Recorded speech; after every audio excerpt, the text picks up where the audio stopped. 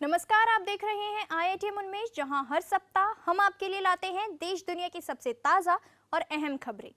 मैं कनिका भाकुनी और आज के हमारे इस विशेष साप्ताहिक बुलेटिन में हम आपके लिए लाए हैं राष्ट्रीय, अंतर्राष्ट्रीय, व्यापार, खेल और एंटरटेनमेंट जगत से जुड़ी कुछ खास खबरें। आइए सबसे पहले रुख करते हैं राष्ट्रीय खबरों की ओर। कांग्रेस नेता राहुल गांधी ने बुधवार को गुजरात में गुमनाम राजनीतिक दलों को मिले 4300 करोड़ रुपए के चंदे पर चुनाव आयोग यानी कि ईसी से सवाल किए। राहुल गांधी इन दिनों बिहार में 16 दिन की वोटर अधिकार यात्रा पर हैं। यह यात्रा 1300 किलोमीटर से ज्यादा दूरी तय करेगी और 20 जिलों से होकर 1 सितंबर को पटना में खत्म होगी। यात्रा में कांग्रेस और आरजेडी नेताओं ने चुनावी सूची में गड़बड़ी और वोट चोरी के आरोप लगाए हैं। अब बढ़ते हैं अगली बड़ी खबर की ओर। वैष्णो देवी में लैंडस्लाइड से मौत का आंकड़ा 32 हुआ। वैष्णो देवी मंदिर के ट्रैक पर लैंडस्लाइड में मरने वालों का आंकड़ा बढ़कर बुधवार को 32 हो गया। हादसा मंगलवार दोपहर 3 बजे पुराने ट्रैक पर अर्धकुमारी मंदिर से कुछ दूर इंद्रप्रस्थ भोजनालय के पास हुआ था। कल देर रात तक 7 लोगों के मरने की खबर थी, लेकिन सुबह आंकड़ा बढ़ गया। वहीं 23 से ज्यादा लोग जख्मी हैं और कई लापता हैं। मरने वालों की संख्या और बढ़ सकती है। कल दोपहर बादल फटने के कारण यात्रा स्थगित कर दी गई थी।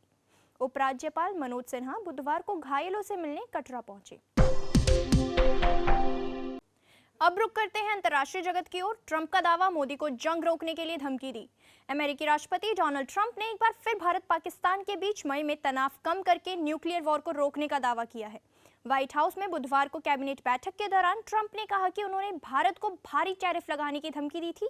साथ ही उन्होंने व्यापार समझौते को रोकने की भी बात कही, जब तक कि दोनों देशों के बीच विवाद सुलझ नहीं जाता। ट्रंप ने दावा किया कि उनकी बातचीत के 5 घंटे बाद ही दोनों देश पीछे हट गए।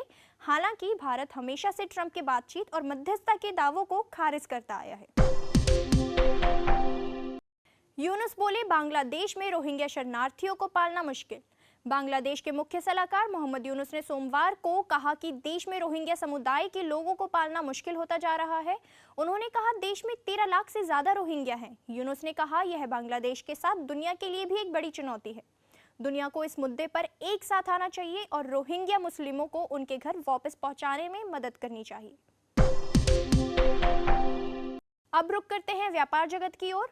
पूर्व आरबीआई गवर्नर रघुराम राजन ने कहा कि व्यापार अब हथियार बन चुका है और अमेरिका के टैरिफ भारत के लिए चेतावनी है। उन्होंने रूस से तेल आयात नीति पर पुनर्विचार, संरचनात्मक सुधार, वैश्विक आपूर्ति श्रृंखलाओं से जुड़ाव और प्रतिस्पर्धात्मकता बढ़ाने की जरूरत पर जोर दिया।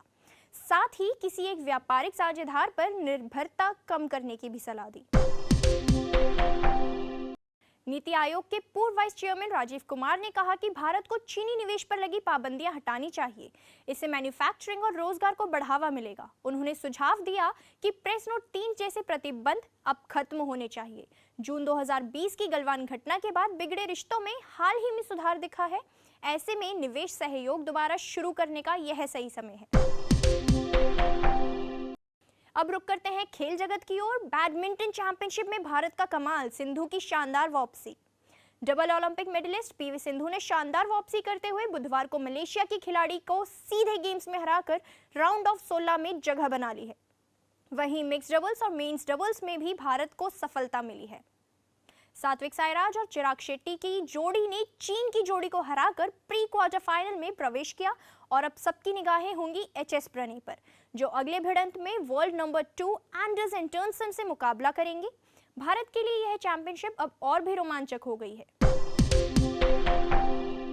अब बढ़ते हैं अगली बड़ी खबर की ओर। चेतेश्वर पुजारा का क्रिकेट सफर खत्म, सोशल मीडिया पर गूंजी शुभकामनाएं। भारतीय टेस्ट टीम के दिग्गज खिलाड़ी चेतेश्वर पुजारा ने 24 अगस्त को क्रिकेट के सभी फॉर्मेट से संन्यास लेने की घोषणा की, जिसके बाद पुजारा ने अपने सोशल मीडिया हैंडल पर चाहने वालों के साथ कई सारी टेस्ट क्रिकेट की यादें भी शेयर की और एक वीडियो के जरिए अपने फैंस और चाहने वालों से माफी मांगी। उनके संन्यास की घोषणा के बाद क्रिकेट प्रशंसकों के साथ साथ सचिन तेंदुलकर, गौतम गंभीर, वीरेंद्र सहवाग, युवराज सिंह, विराट कोहली, ऋषभ पंत और शुभमन गिल जैसे कई बड़े खिलाड़ियों ने उन्हें शुभकामनाएं भेजी। अब रुक करते हैं एंटरटेनमेंट जगत की ओर। गोविंदा और उनकी पत्नी ने तलाक की अफवाहों पर लगाया फुल स्टॉप। गणेश चतुर्थी के अवसर पर साथ में आए नजर। सोशल मीडिया पर गोविंदा और उनकी पत्नी सुनीता आहूजा के तलाक की खबरें काफी महीनों से वायरल हो रही थी, लेकिन गणेश चतुर्थी के मौके पर कपल ने साथ में त्योहार मनाकर इन अफवाहों को गलत साबित कर दिया है। गोविंदा और सुनीता आहूजा बुधवार को गणेश चतुर्थी के मौके पर साथ में उत्सव मनाते दिखे। दोनों ने मीडिया के सामने साथ में फोटो भी खिंचवाई और मिठाई भी बांटी। तो यह था इस सप्ताह का IITM उन्मेष साप्ताहिक बुलेटिन। अगले सप्ताह हम फिर मिलेंगे आपको देश दुनिया की खबरों के साथ। तब तक के लिए मैं कनिका और मेरी पूरी टीम को दीजिए इजाजत। सुरक्षित रहें, स्वस्थ रहें, नमस्कार।